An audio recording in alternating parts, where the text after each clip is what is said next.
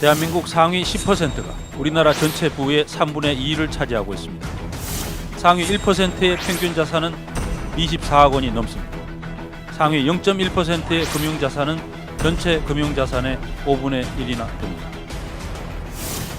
귀금속, 예술품, 골동품 등 국세청 전산망에 파악되지 않은 재산은 아예 제외하고 부동산은 시가가 아닌 공시지가로만 계산해도 이렇습니다. 서울 서초구의 고소득자는 강원도 화천군의 저소득자보다 15년이나 더 오래 삽니다. 암이 걸려도 고소득층의 생존율은 저소득층에 비해 14%포인트나 더 높습니다. 저소득층 가운데 36%는 아파도 돈이 없어 병원에 못 갑니다. 부의 불평등은 대한민국 국민들의 죽음까지 차별하고 있습니다.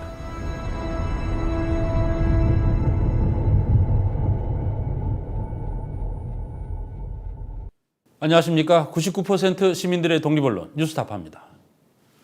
지난 주말 서울에는 민중총궐기라는 이름으로 99% 시민들이 모였고 박근혜 정권은 물대포로 답했습니다. 시민들이 모인 이유는 우리 아이들에게 흙수저를 물려주기 싫기 때문입니다. 정권이 물대포를 쏜 이유는 1%, 아니 0.1%가 그대로 금수저를 물고 있게 하기 위해서일까요? 이 질문에 지금 당장 답하실 필요는 없습니다. 오늘 뉴스타파가 보여드릴 대한민국이 불평등의 대물림을 통해 헬조선이 되어가고 있는 현실을 보신 뒤 판단하십시오. 먼저 한국 사회 내에서 세금 내지 않고 부를 대물림하는 것이 얼마나 광범위하게 이루어지고 있는지, 그리고 박근혜 정부가 얼마나 꼼꼼하게 부자들의 대물림을 위해 노력하고 있는지 최경영 기자가 보도합니다.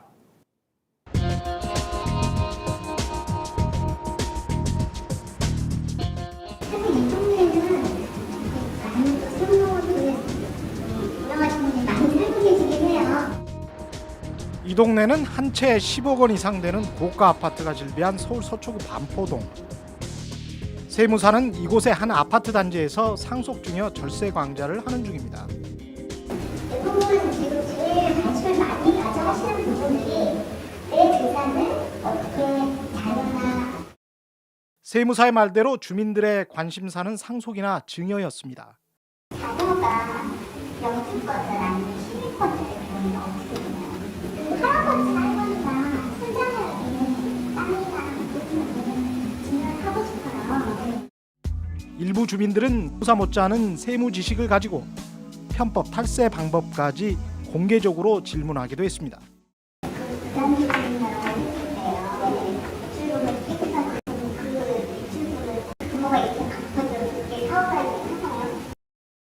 그러자 세무사가 법망을 피할 수 있는 탈세 수법을 조심스럽게 이야기합니다. 좀 전략적으로 나눠서 갖는다. 음식 이렇게 하지. 한꺼번에 너도 이 땅에서 꽃을 이거 한꺼번에 금방 지켜줘도 좀 월세는 무한히 가게 급기야 강자 막판 한 주민은 상속세가 폐지되는 게 마땅하다는 말도 합니다. 그 상속세가 우리나라는 폐지되잖아요. 우리나라도 한 번은 내년에는 그런 말이 있었어요.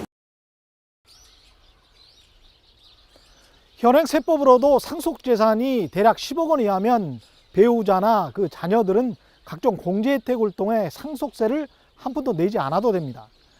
공제액을 다 제외하고 나서 상속 가액이 30억 원을 초과하면 그 초과분에 대해서만 상속세율 50%가 적용됩니다. 일반 서민들은 상속세가 높다고 걱정할 필요가 없다는 말입니다.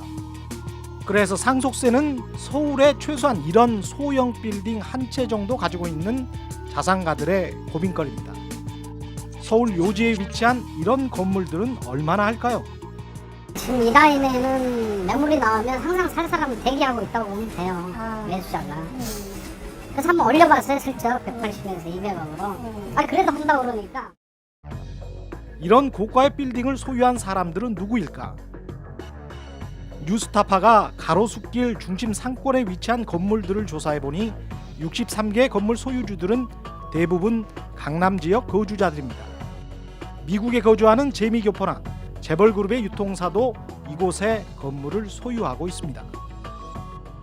놀라운 점은 조사 대상 건물 63채 가운데 50%가 넘는 32채가 상속이나 증여를 통해 소유권이 이전된 건물이라는 것입니다.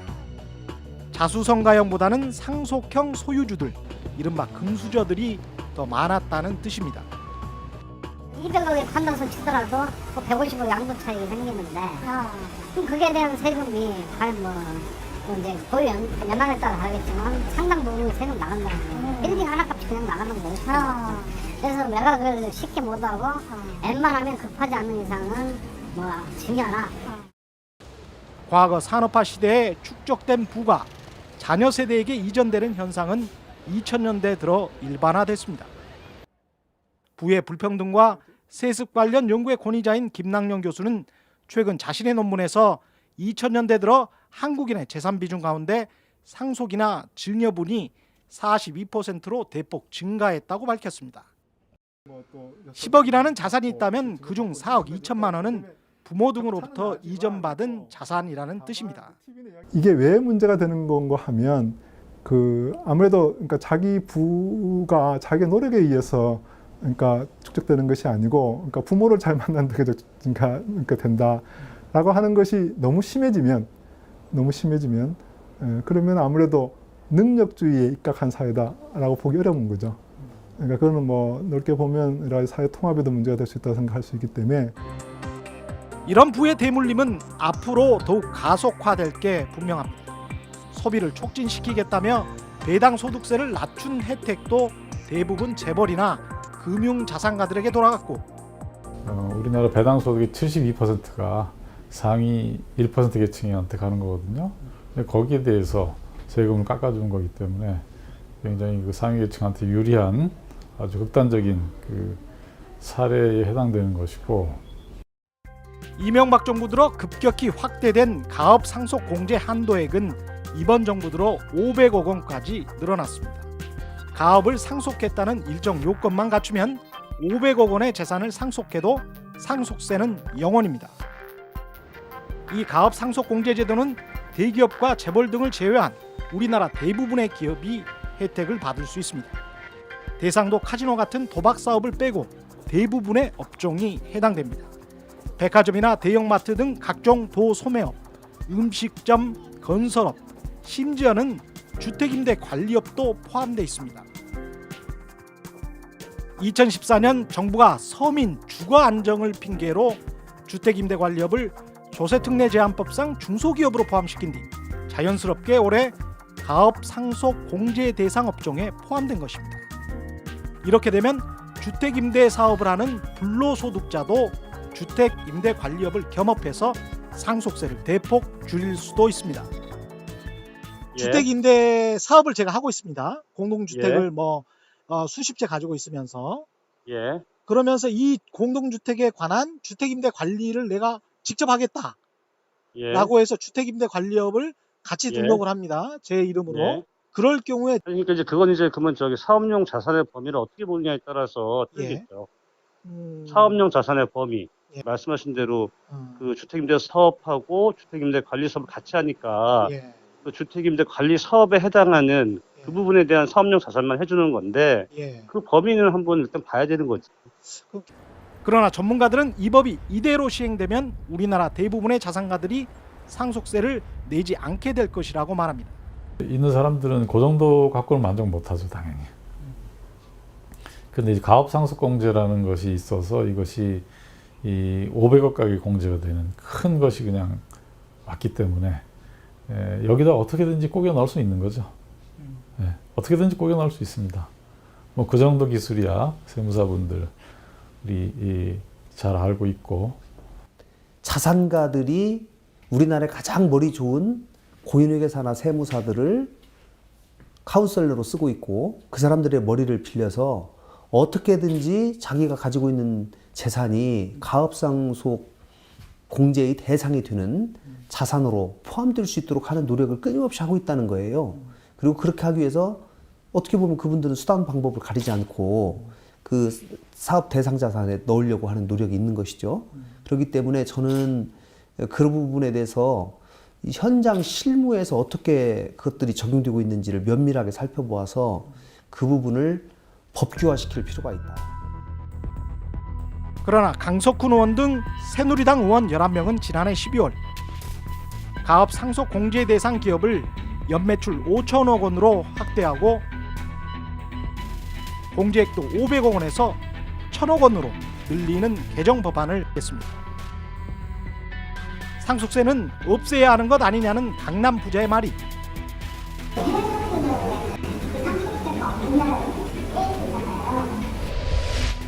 이미 거의 현실화됐습니다. 뉴스타파 최경영입니다. 박근혜 정부 하에서 부자들이 금수저를 물려주는 것이 얼마나 쉬워지고 있나를 보셨습니다. 그런데 부의 대물림 현상뿐 아니라 아예 신분을 물려주고 그 과정에서 특권층이 온갖 반칙을 벌이고 있다는 믿음이 우리 사회에는 광범위하게 형성되어 있습니다. 물론 1% 쪽에서는 그런 믿음은 자학이라고, 과장이라고 합니다. 그럴까요? 시민보 기자가 박근혜 정부의 전현직 총리와 장관의 자녀들이 어떤 경로로, 어떤 신분을 갖게 되었는지 조사했습니다. 미국 잡지 포브스가 집계한 우리나라 30대 부자입니다. 이 가운데 23명은 선대의 부를 이어받은 상속형 부자입니다.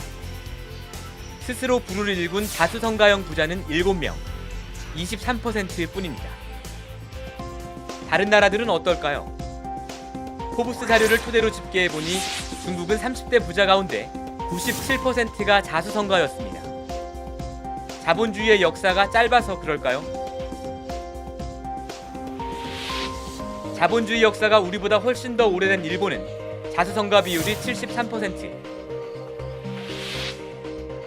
양극화와 부의세습이 사회 문제가 되고 있는 미국도 63%로 한국보다 훨씬 높았습니다. 필리핀, 인도네시아, 태국과 인도 등 한국보다 경제 수준이 낮은 나라들도 자수성가형 부호의 비율은 한국보다 위였습니다. 단순히 재산의 상속과 증여만 이루어지면은 그거를 탕진하고 나면은 다 쓰고 나면 없어지는 거거든요. 근데 그러한 돈을 계속 창출하는 기업에 대한 경영권까지 상속시킨다는 거죠. 그게 하나가 있고, 또 하나는 창업이 그만큼 어렵다는 얘기죠. 창업을 하려고 해도 인재들은 그 새로운 회사를 만들려고 하지 않고 기존에 이미 성공 신화를 이룩한 회사로 들어가고, 인력뿐만 아니고 돈도 그쪽으로 들어가고. 계층 상승 가능성이 꽉 막힌 상황은 중산층들에게도 마찬가지입니다. 중앙대 신광영 교수의 연구 결과 지난 2000년 학력과 직업, 소득이 일정 수준 이상인 이른바 중간 계급이었던 사람 가운데 2014년도에도 그 위치를 유지한 사람은 53%에 불과했습니다. 44%는 실업자, 소규모 자영업자, 저임금 노동자 계층 등으로 처지가 더 나빠졌습니다. 5명 이상을 고용하는 자본가가 된 사람은 3%에 지나지 않았습니다. 국민들 사이에서는 자포자기가 일반화됐습니다. 설문조사 결과 열심히 노력해도 계층 상승 가능성이 낮다는 답변이 80%를 넘겼습니다. 그 갭이 좀 좁아져야 되는데 지금 우리나라는 점점 더 벌어진다고 생각이 되고, 아무리 노력해도 낙하산한테 막히고 막 이러니까 힘들지 않을까요? 반면에 우리 사회의 최상류층은 신분 세습에 탁월한 능력을 발휘하고 있습니다. 이런 사실은 박근혜 정부에서도 쉽게 확인할 수 있습니다. 뉴스타파가 박근혜 정부의 전현직 총리와 장관 38명의 자녀들이 어떤 직업을 갖고 있는지 조사해보니 가장 많은 직업은 법조인이었습니다. 31명 가운데 8명으로 25%가 넘었습니다. 정홍원 전 총리의 아들과 현우석 전 기재부 장관의 딸은 판사와 검사, 이완구 전 총리의 아들과 서승환 전 국토부 장관의 딸은 변호사입니다. 이주영 전 해수부 장관의 아들과 딸, 정종섭 행자부 장관의 딸,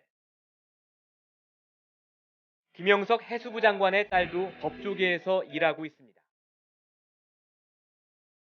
외국계 금융회사에도 2명이 다니고 있습니다.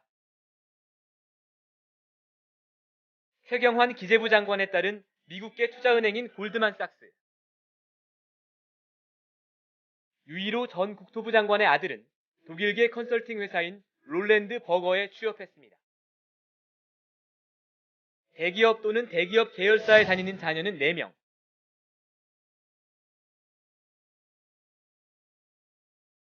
세 명은 유학을 마친 뒤 아예 해외에서 취업했습니다.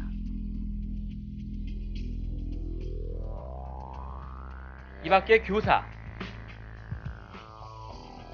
언론사 기자, 사립대학 교직원 등 직업이 파악된 31명 가운데 24명은 전문직이나 안정된 직장을 갖고 있었습니다. 박근혜 정부의 총리와 장관들이 자식 농사에 성공한 비결은 뭘까? 첫 번째 비결은 유학. 대학생 이상이거나 취업을 한 56명 가운데 유학 경험이 있는 경우는 확인된 것만 22명으로 전체의 40%에 육박합니다. 두 번째 비결은 사교육으로 추정됩니다. 총리와 장관 38명 가운데 22명, 즉 60%가 서울 강남 3구와 경기도 분당 또는 특목고에서 자녀들을 교육시켰습니다. 서승환 전 국토부 장관의 부인은 사교육 관련 지침서에 자녀의 합격 수기를 기고하기도 했습니다. 초등학교 5학년 때부터 고등학교 3학년까지 꾸준히 철학교실에 다녔고 서울대 심층 면접을 앞두고 특별 과외를 받았다. 엄마는 아이가 고등학생이 되는 그날부터 수시로 학원 설명회에 쫓아다녀서 정확한 정보 입수에 최선을 다해야 한다. 사교육 덕분인지 서 전 장관에 따른 특목고와 서울대를 졸업한 뒤 변호사가 됐고 아들은 대학병원 의사가 됐습니다. 잘 나가는 부모의 영향력도 자녀들의 취업과 무관하지 않아 보입니다. 최경환 기재부 장관 겸 부총리에 따른 첫 직장이 중소기업이었지만 2년 사이 2차례 이직을 거쳐 골드만삭스에 들어갔습니다. 최 장관의 아들 역시 최 장관의 고등학교 후배가 운영하는 중소기업에 들어갔다가 2년 반 뒤 삼성전자로 옮겼습니다. 둘 다 아버지인 최 장관이 새누리당 원내대표였을 때 직장을 옮겼습니다. 이주영 전 해수부 장관의 딸도 로스쿨을 졸업한 뒤 추천 형식으로 네이버에 취업해 특혜 논란이 일었습니다. 이렇게 공공 정책을 결정하고 공권력을 행사하는 그런 분야에 굉장히 유복한 계층의 자녀들만 진출을 하게 되다 보니까 아예 공공 정책에서 그런 배려가 점점 없어지는 거예요. 이것이 이제 악순환이죠. 그러다 보니까 정책이 더 가진 자들에게 유리한 그런 정책으로 되고 그러다 보니까 이런 계층 간의 격차는 더 심화되고. 지난 5일 이른바 음서제 방지 법안이 발의됐습니다. 고위공직자와 국회의원 자녀의 직업과 수입을 등록하도록 한 법안입니다.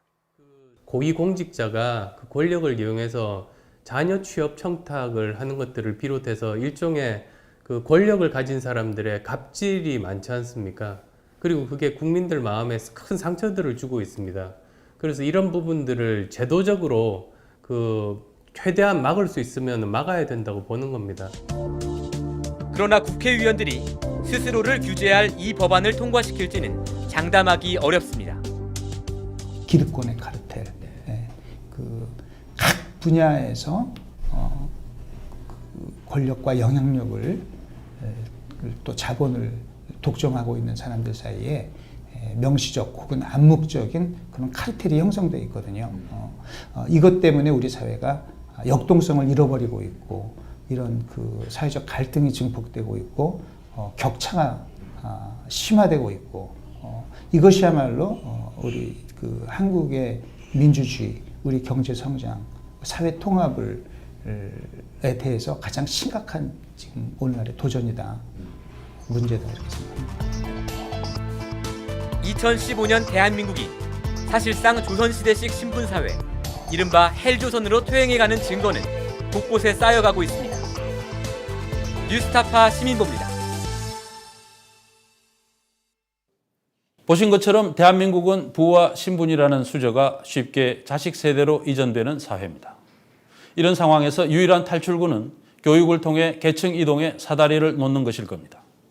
부모의 부나 신분과 상관없이 자기 자신의 노력으로 사다리를 올라갈 수 있다면 우리 사회의 불평등 구조에는 숨통이 트이겠죠. 그러나 현 정부는 계층 이동에 사다리를 놓으려는 최소한의 노력마저 봉쇄하고 있습니다. 정재원 기자가 금수저만 키워주는 한국 교육의 현실을 취재했습니다. 아침 9시 서울 대치동의 한 영어 유치원 앞. 외국인을 비롯한 몇 명의 교사들이 아이들을 맞이합니다. 이곳은 대치동 엄마들이 가장 선호한다는 G영어 유치원. 직접 들어가 입학 상담을 받아봤습니다. 낮에 1년 있어요. 그래서 우리 오픈이네 들으셔야 무조건 저희 영어 시험을 치시는데 빨리 그거를 보신 다음에 저희한테 전화 주시면 시험 스케줄 잡아드리고 되는 거예요. 학원비를 물어봤습니다. 이게 대략적으로 한 달에 비용이 어느 정도 드셨어요? 저희 한 달에 178만 원. 이게 뭐 다른 지원비용 다 포함해서 좀 원비만 178만 원씩으로. 원비 178만 원에는 기본 교육비와 급식비만 포함되어 있고 재료비 36만 원을 합치면 한 달에 200만 원 넘게 내야 합니다. 교복비와 체육복비를 합하면 연간 2,500만 원 이상. 하지만 강남에서는 이 영어 유치원에 아이를 넣으려는 돈 많은 학부모들이 줄지어 대기하고 있습니다. 아직은 키우가 날 확률은 조금 지금은 없고요. 지금 조금 기다리시는 분들이 10분 좀 안 되게 계시거든요. 영어 유치원에서 시작된 대치동의 특별한 사교육은 초등학교 때도 계속됩니다. 몇 개 정도 보내고 계신지 아셨어요?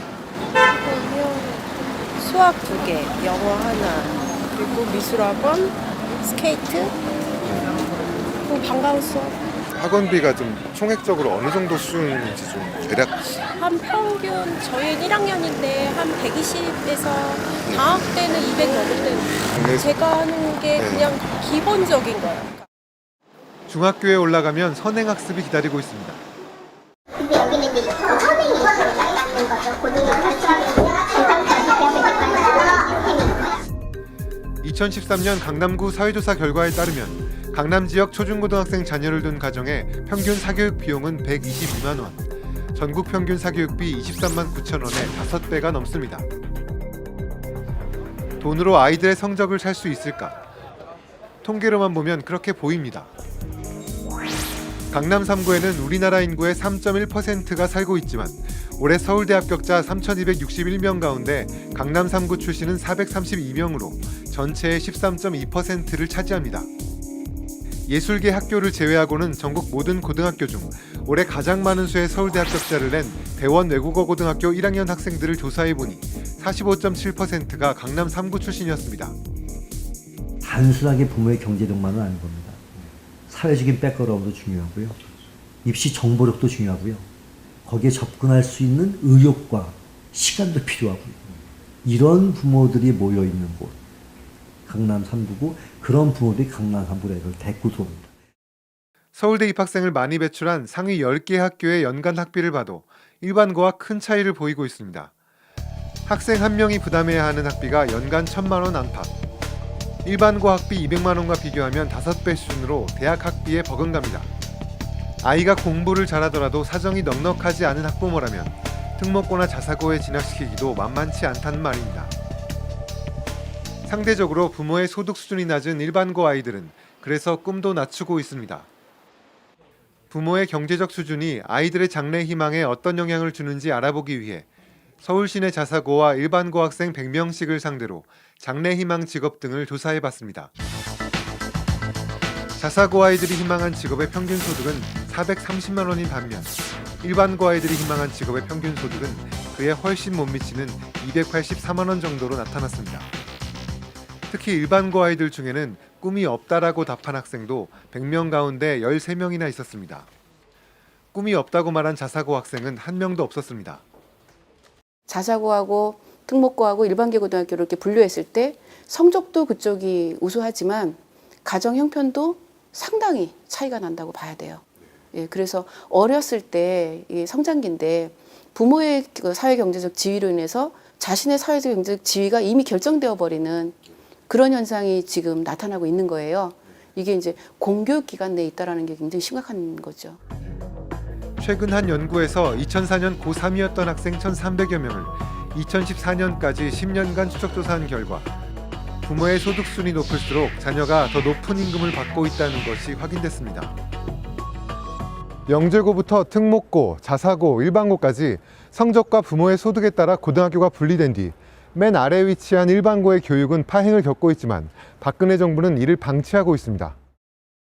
사실 자사고 문제라든가 특목고 문제가 심각하다는 것은 뭐 진보교육감만 느끼는 것도 아니고 정부도 느끼고 그 문제를 정별하고 하다가 못했거든요. 근데 진보교육감이 그 문제를 해결하려고 하는데 이걸 도와주기는커녕 교육 초등 시행령까지 바꿔가지고 그 함부로 교육청이 그 문제를 지정 취소라든가 제지 등을 못하게 만들고. 중앙정부가 딴지 걸기를 하는 사이 우리 교육 현장에서는 점점 더 유전유학, 무전무학의 불평등이 당연시되고 있습니다. 저는 이렇게 특목고, 자사고 이러면서 그 공교육기관에서 어린 학생 때부터 이렇게 분리시켜 버리는 거잖아요. 공부 잘하고 집안 좋은 아이들끼리 묶여서 그렇게 사는 것들이 당연하다는 거를 교육기관이 내면화시키는 어떤 역할을 하거든요. 나중에 사회에 나갔을 때도 우리 사회가 이렇게 계층적으로 분화되어 있는 것들을 당연하게 받아들이는, 그게 계층이 낮은 계층이든 또는 높은 계층에 있든 다 내면화되는 거거든요. 뉴스타파 정재원입니다.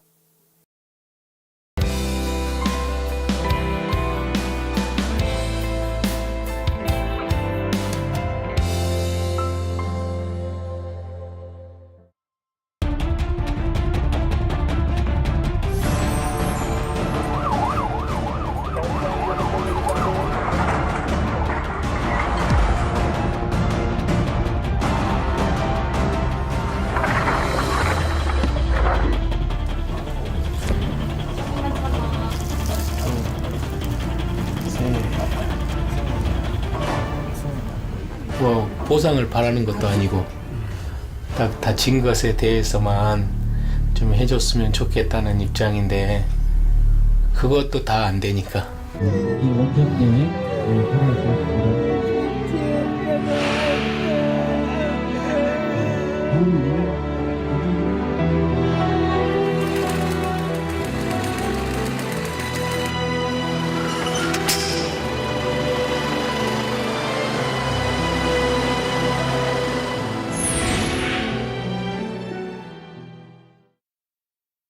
지난 주말 경찰이 차벽 속에 99% 시민들을 몰아넣은 뒤 물대포를 쏜 것이야말로 대한민국의 현실을 상징하는 사건이었습니다. 경찰차를 끌어내 차벽을 열려던 69세 농민 백남기 씨. 박정희의 유신과 전두환의 독재에 온몸으로 저항하고 우리 농촌의 미래를 위해 35년을 바친 우리 아이들에게 헬조선을 물려주지 않기를 염원했을 백남기 씨를 물대포가 쏴 바닥에 눕혔습니다. 저는 지금 그날 시위에서 있었던 일부 과도한 폭력을 옹호하려는 것이 아닙니다. 다만 99%를 옥죄는 불평등의 차벽을 열려는 조그만 시도는 폭력으로 매도하면서 금수저를 문 1%, 아니 0.1%의 일상적인 폭력과 반칙은 당연한 것으로 여기는 모순을 깨야 한다는 것입니다. 0.1% 부자들이 세금 하나 없이 대물림하도록 꼼꼼하게 법 규정을 손보는 것은 99.9% 국민의 부를 강탈하는 짓입니다.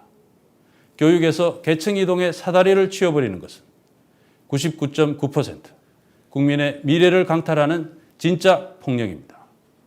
오늘 뉴스타파 여기서 마치겠습니다. 감사합니다.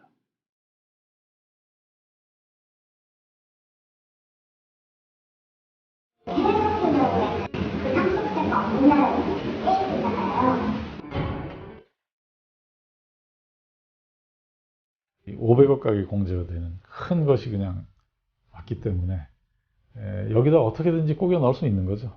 우리나라 30대 부자입니다. 스스로 부를 일군 자수성가형 부자는 7명. 한국보다 경제 수준이 낮은 나라들도 자수성가형 부호의 비율은 한국보다 위였습니다. 박근혜 정부의 전현직 총리와 장관 38명의 자녀들이 어떤 직업을 갖고 있는지 조사해보니 31명 가운데 8명으로 25%가 넘었습니다. 이런 부모들이 모여있는 곳, 강남 3구고 그런 부모들이 강남 3구라 이걸 대구소입니다. 특히 일반고 아이들 중에는 꿈이 없다라고 답한 학생도 100명 가운데 13명이나 있었습니다.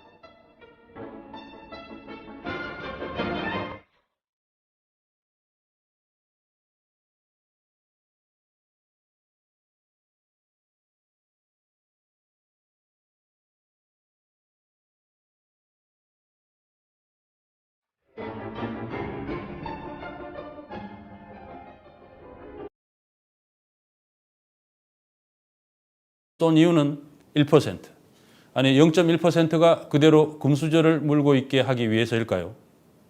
이 질문에 지금 당장 답하실 필요는 없습니다. 오늘 뉴스타파가 보여드릴 대한민국이 불평등의 대물림을 통해 헬조선이 되어가고 있는 현실을 보신 뒤 판단하십시오. 먼저 한국 사회 내에서 세금 내지 않고 부를 대물림하는 것이 얼마나 광범위하게 이루어지고 있는지, 그리고 박근혜 정부가 얼마나 꼼꼼하게 부자들의 대물림을 위해 노력하고 있는지 최경영 기자가 보도합니다.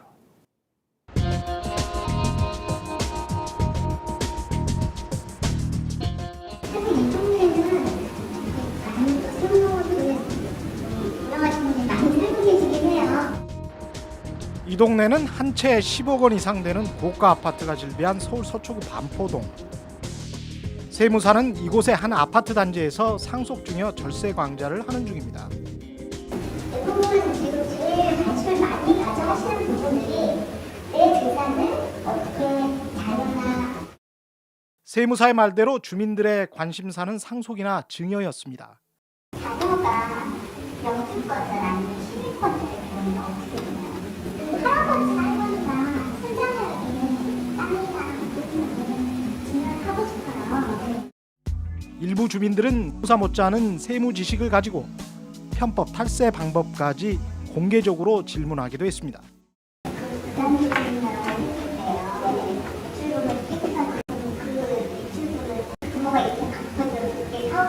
라고 보기 어려운 거죠. 그러니까 그거는 뭐 넓게 보면 여러 가지 사회 통합에도 문제가 될 수 있다고 생각할 수 있기 때문에 이런 부의 대물림은 앞으로 더욱 가속화될 게 분명합니다.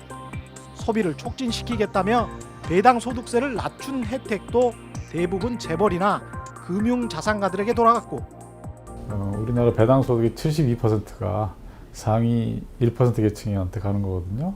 근데 거기에 대해서 세금을 깎아주는 거기 때문에 굉장히 그 상위 계층한테 유리한 아주 극단적인 그 사례에 해당되는 것이고, 이명박 정부 들어 급격히 확대된 가업 상속 공제 한도액은 이번 정부 들어 500억 원까지 늘어났습니다.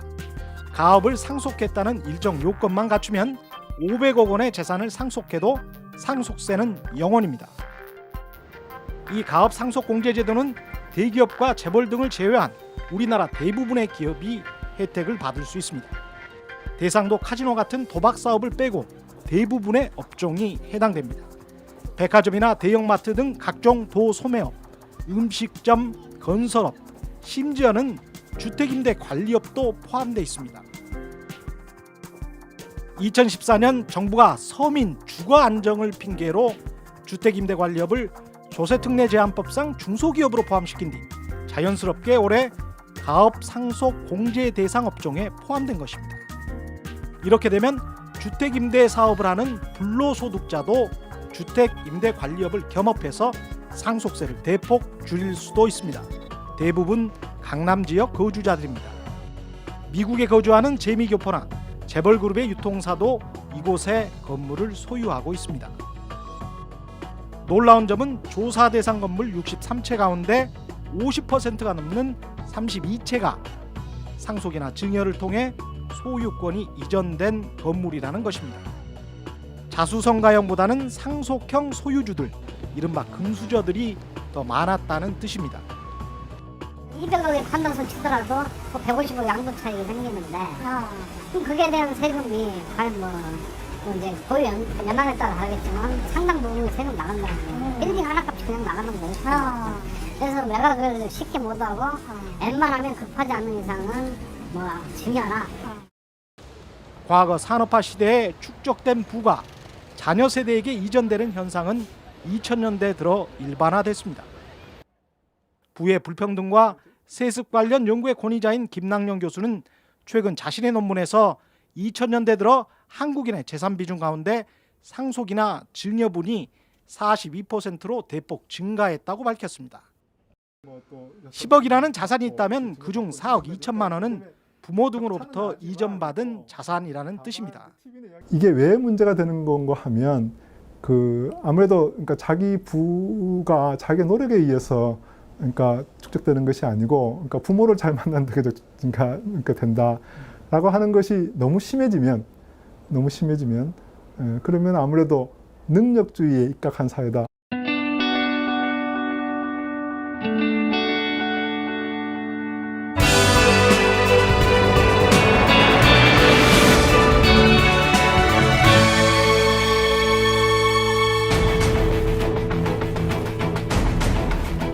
대한민국 상위 10%가 우리나라 전체 부의 3분의 2를 차지하고 있습니다. 상위 1%의 평균 자산은 24억 원이 넘습니다. 상위 0.1%의 금융자산은 전체 금융자산의 5분의 1이나 됩니다. 귀금속, 예술품, 골동품 등 국세청 전산망에 파악되지 않은 재산은 아예 제외하고 부동산은 시가가 아닌 공시지가로만 계산해도 이렇습니다. 서울 서초구의 고소득자는 강원도 화천군의 저소득자보다 15년이나 더 오래 삽니다.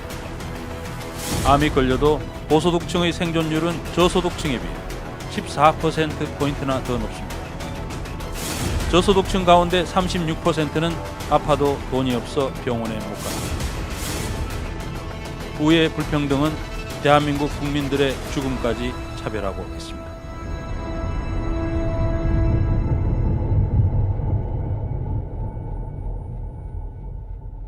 안녕하십니까. 99% 시민들의 독립언론 뉴스타파입니다. 지난 주말 서울에는 민중 총궐기라는 이름으로 99% 시민들이 모였고 박근혜 정권은 물대포로 답했습니다. 시민들이 모인 이유는 우리 아이들에게 흙수저를 물려주기 싫기 때문입니다. 정권이 물대포를 쏘고 그러자 세무사가 법망을 피할 수 있는 탈세 수법을 조심스럽게 이야기합니다.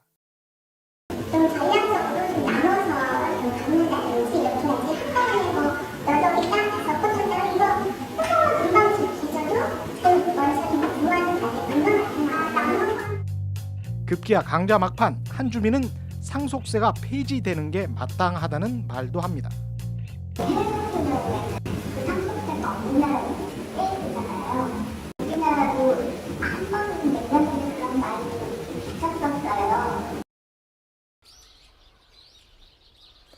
현행 세법으로도 상속재산이 대략 10억 원 이하면 배우자나 그 자녀들은 각종 공제 혜택을 통해 상속세를 한 푼도 내지 않아도 됩니다. 공제액을 다 제외하고 나서 상속 가액이 30억 원을 초과하면 그 초과분에 대해서만 상속세율 50%가 적용됩니다. 일반 서민들은 상속세가 높다고 걱정할 필요가 없다는 말입니다. 그래서 상속세는 서울에 최소한 이런 소형 빌딩 한 채 정도 가지고 있는 자산가들의 고민거리입니다. 서울 요지에 위치한 이런 건물들은 얼마나 할까요? 지금 이 라인에는 매물이 나오면 항상 살 사람을 대기하고 있다고 보면 돼요. 매수자가. 그래서 한번 올려봤어요. 슬쩍 180에서 200억으로. 그래도 한다고 그러니까. 이런 고가의 빌딩을 소유한 사람들은 누구일까? 뉴스타파가 가로수길 중심 상권에 위치한 건물들을 조사해보니 63개 건물 소유주들은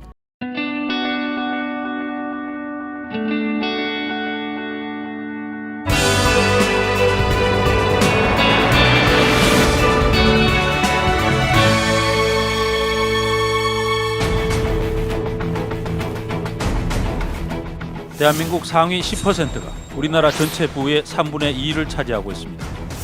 상위 1%의 평균 자산은 24억 원이 넘습니다.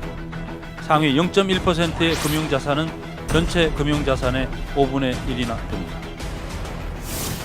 귀금속, 예술품, 골동품 등 국세청 전산망에 파악되지 않은 재산은 아예 제외하고 부동산은 시가가 아닌 공시지가로만 계산해도 이렇습니다.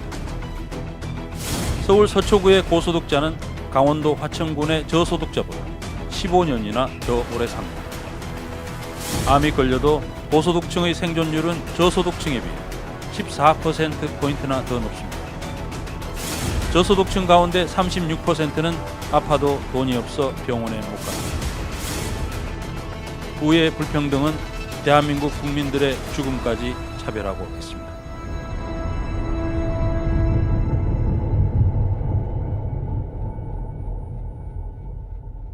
안녕하십니까. 99% 시민들의 독립언론 뉴스타파입니다.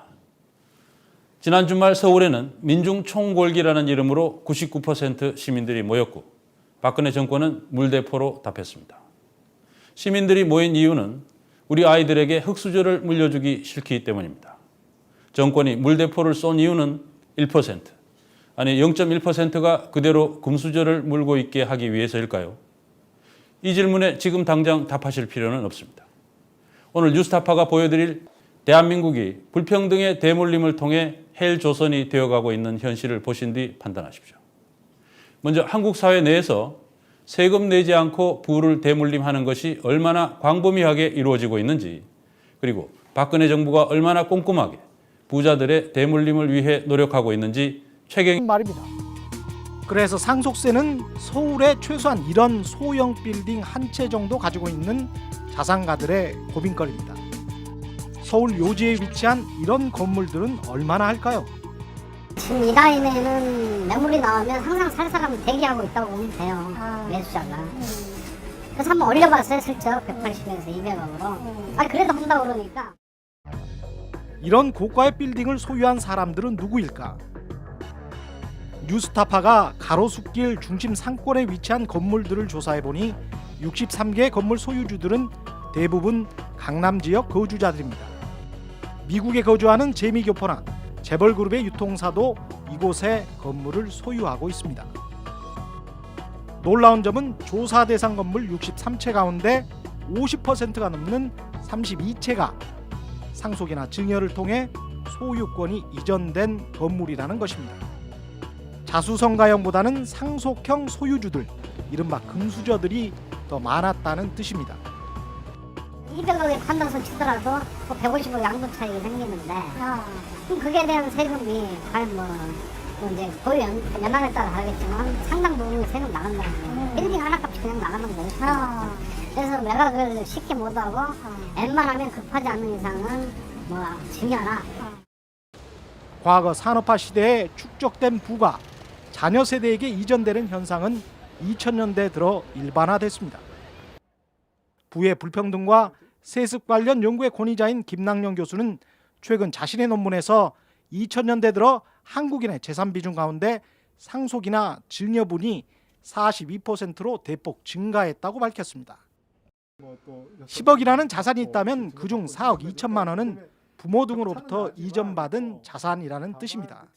이게 왜 문제가 되는 건가 하면 아무래도 그러니까 자기 부가 자기의 노력에 의해서 그러니까 축적되는 것이 아니고 그러니까 부모를 잘 만난다고 그러니까 된다라고 하는 것이 너무 심해지면 사업하고 주택임대 관리 사업을 같이 하니까 그 주택임대 관리 사업에 해당하는 그 부분에 대한 사업용 자산만 해주는 건데 그 범위는 한번 일단 봐야 되는 거지. 그러나 전문가들은 이 법이 이대로 시행되면 우리나라 대부분의 자산가들이 상속세를 내지 않게 될 것이라고 말합니다. 있는 사람들은 그 정도 갖고는 만족 못하죠, 당연히. 그런데 가업상속공제라는 것이 있어서 이것이 이 500억 가게 공제가 되는 큰 것이 그냥 왔기 때문에 여기다 어떻게든지 꾸겨 넣을 수 있는 거죠. 어떻게든지 꾸겨 넣을 수 있습니다.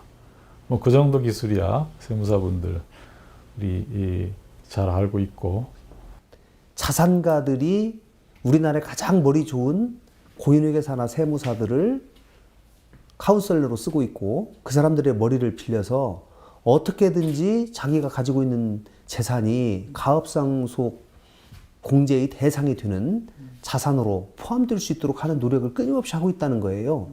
그리고 그렇게 하기 위해서 어떻게 보면 그분들은 수단 방법을 가리지 않고 그 사업 대상 자산에 넣으려고 하는 노력이 있는 것이죠. 그렇기 때문에 저는 그런 부분에 대해서 현장 실무에서 어떻게 그것들이 적용되고 있는지를 면밀하게 살펴보아서 그 부분을 법규화시킬 필요가 있다. 그러나 강석훈 의원 등 새누리당 의원 11명은 지난해 12월 가업 상속 공제 대상 기업을 연매출 5천억 원으로 확대하고 공제액도 500억 원에서 1,000억 원으로 늘리는 개정 법안을 냈습니다. 상속세는 없애야 하는 것 아니냐는 강남 부자의 말이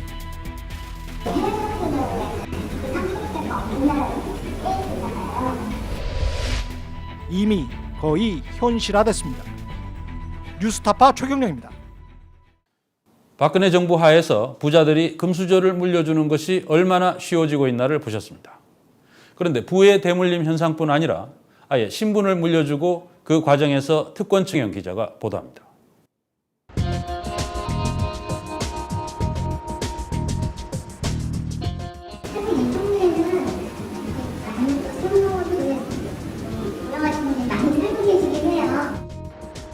이 동네는 한 채에 10억 원 이상 되는 고가 아파트가 즐비한 서울 서초구 반포동. 세무사는 이곳의 한 아파트 단지에서 상속 중여 절세 광자를 하는 중입니다. 대부분 지금 제일 관심을 많이 가져하시는 부분들이 내 재산을 어떻게 자녀나 세무사의 말대로 주민들의 관심사는 상속이나 증여였습니다. 자녀가 영주권자 아니면 시민권자를 배우는 어떻게 되나요? 할아버지 할머니가 순자녀에게 땅이나 부분을 증여를 하고 싶어요. 일부 주민들은 조사 못지않은 세무 지식을 가지고 편법 탈세 방법까지 공개적으로 질문하기도 했습니다.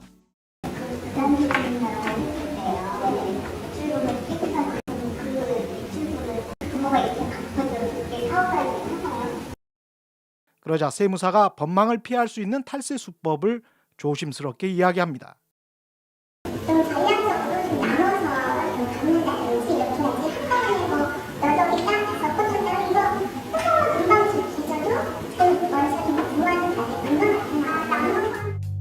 급기야 강자 막판 한 주민은 상속세가 폐지되는 게 마땅하다는 말도 합니다.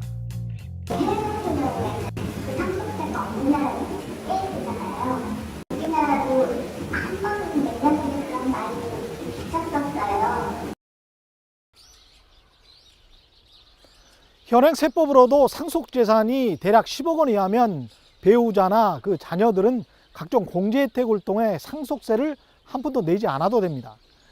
공제액을 다 제외하고 나서 상속 가액이 30억 원을 초과하면 그 초과분에 대해서만 상속세율 50%가 적용됩니다. 일반 서민들은 상속세가 높다고 걱정할 필요가 없다는.